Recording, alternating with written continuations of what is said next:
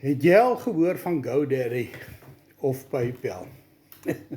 Nee, dit is nie pa, jy moet nou gaan, of pel, dit is jou beurt om nou te betaal nie.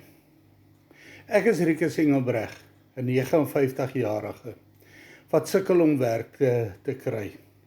Ek stuur my CV gereeld uit, en ek bel rond, en ek vra oral vir werk, sonder sukses of reaksie.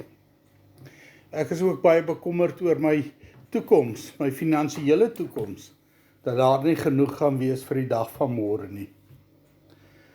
Maar met my digitale bemarkingsstelsel wat ek het, kan ek enige tyd in dollars geld verdien. En GoDaddy staan vir, of is, daardie domeinnaam, jy weet daardie www.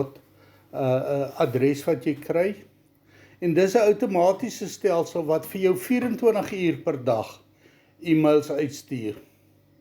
En PayPal, dit stel die mense in staat om reg oor die wêreld vir jou te betaal. Hierdie stelsels werk selfs al slaap jy, soos ek sê 24 uur per dag. Mense, dit is alles stelsels wat vir my werk om my besigheid suksesvol te maak. Is dit nie gemaklik nie. As jy belangstel aan meer inligting, stuur die woord PayPal na die nommer op die skerm en ek vertel jou met graagte meer.